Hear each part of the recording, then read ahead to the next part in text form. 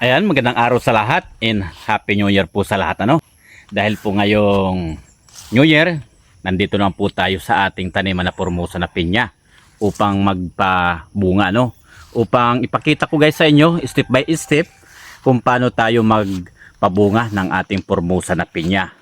Ayan, kaya kung gusto nyong malaman, tapusin nyo lang guys ang ating video kung paano tayo magpabunga. Ito nga palang ating pinya ay talagang pabungahin na to dahil magulang na siya. Talagang malalaki na ang kanyang puno.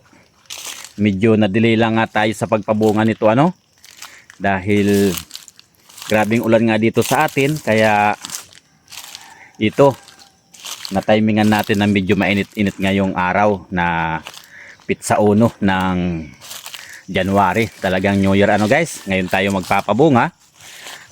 Sabi ko nga nung nakaraan nating video, papakita natin sa inyo kung paano tayo magpabunga ng ating pinya na Formosa Kaya ito, na-update ko naman kayo sa kung paano tayo magpabunga ng ating tanim na Formosa na pinya. Ayan.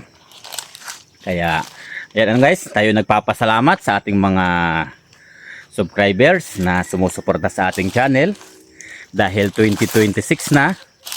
Ayan. Talagang napakatuling guys ng araw Ito nga, itong ating tanim na pinya, ito ay parang kailan lang nang itinanim natin to. Pero sa ngayon ay magpapabunga na tayo Di bali kapag pinabunga natin to ngayong January 1, aani tayo nito ay mga papatak tong mga May May ang ani natin dito. Kapag napabunga natin ngayon lahat pero ito ay papabungahin na talaga natin lahat. Talagang nasa hustong gulang na siya para pabungahin, dahil kapag pinalipas pa natin to, dahil magbubunga ng kapanahunan, kapag hindi to napabunga natin ngayon, talagang kusa siyang lalabas ang kanyang bunga kahit hindi natin pabungahin. Ang mangyayari niyan, hindi magsasabay-sabay na magbunga ang ating pinya kapag napalipasan natin, kapag naabutan ng bunga ng kapanahunan. Talagang kusa siyang lalabas kapag hindi natin napabunga sa ngayon. Kaya ito, kahit New Year, dito tayo mag-New Year sa ating taniman na Formosa na pinya upang magpabunga. Kaya ito guys, tapusin nyo lang guys, at maraming salamat sa inyong uling pagsuporta sa ating channel. Ayan. At paki-share na lang guys para yung ibang gustong matuto kung umalaman kung paano ang pagpabunga natin, kung ano yung gamit natin na pampabunga para magsabay-sabay ang ating pag-harvest nito ng ating Formosa na pinya. Ayan, umpisahan na natin. Ayan guys, ito nga pala ang gamit natin na pampabunga itong lead trail. Ayan. Saka kailangan natin ng urea na hinahalo natin o minimix natin dito sa lead trail na ating ginagamit na pampabunga. Ayan. And guys, magtakal tayo ng kahit sa isang lata ng sardinas ang ating panukat na urea. Yan. Lagyan natin yan. Saka itong lead trail na ihalo natin sa urea Ang gagawin natin, magkuha tayo ng takip ng cook. Yan. Yan, di bali ang lalagay natin dito ay 3 takip na cook o sukat ang ilalagay natin na lead trail na ihinalo natin sa urea sa isang 16 liters na tubig o isang sprayer yan guys na sukat. Yan, pupunuin natin yan na tubig. Yan, isang timpla na yan ang ating gagawin. Yan, ganyan lang guys ang pagtitimpla.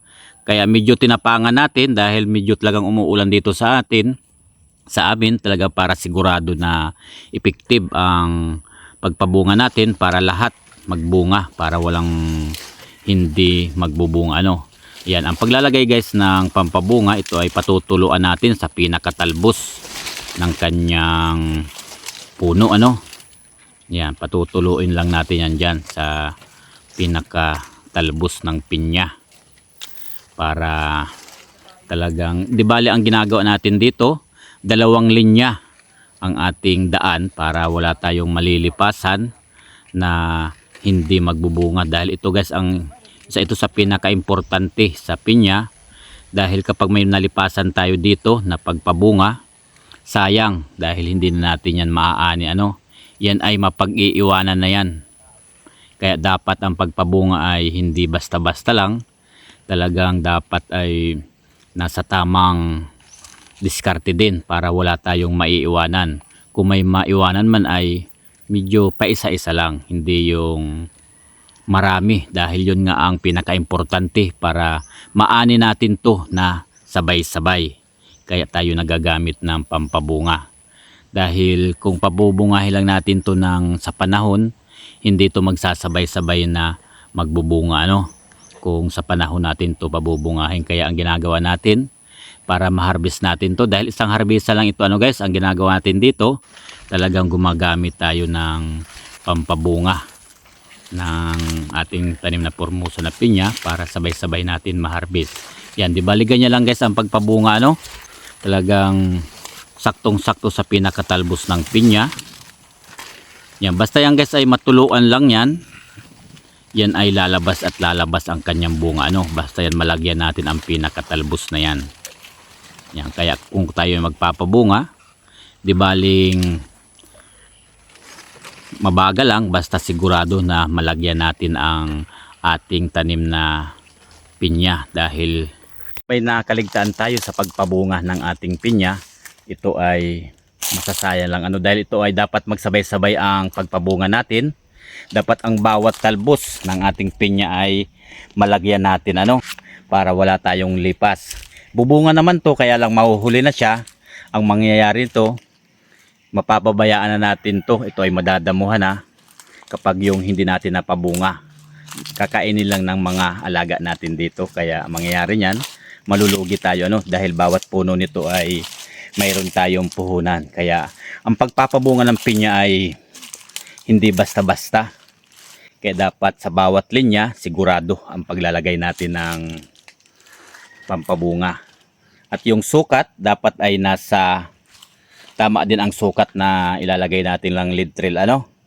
Dahil baka masubrahan naman natin ang paglalagay ay masunog ang talbos ng ating pinya. Gaya nga niyan, kapag medyo maulan, tinatapang-tapangan natin ang paglalagay ng lead trail na 3 takip nga sa cook ang ating inilagay dito para sigurado na lalabas talaga ang bunga. Pwede naman natin lagyan natin 2 takip kapag mainit na mainit ang panahon. Talagang mabubunga rin yan. Kaya lang sa ngayon medyo tag-ulan pa dito sa amin. Talagang tinapang-tapangan natin. Ayan. Kaya ayan guys, sana may natutuhan na naman kayo ngayong 2026. Yan. Kaya in-update ko kayo yung mga gustong matuto o malaman kung paano nga ba yung tamang pagpabunga ng Formosa na pinya na dapat ay magbunga lahat. Yan. Kaya huwag tayong mag-aapura rin sa pagpapabunga. Dapat talaga ay malalaki na ang ating pinya kapag ito ay pabubungahin natin. And guys, maraming salamat po sa inyong lahat. In Happy New Year. Sana ay pagpalain po tayo ngayon lahat na 2026 na taon na to. Ayan, hanggang dito lang guys ang Ipamalas TV. Maraming salamat po ulit sa inyong panonood. Bye-bye!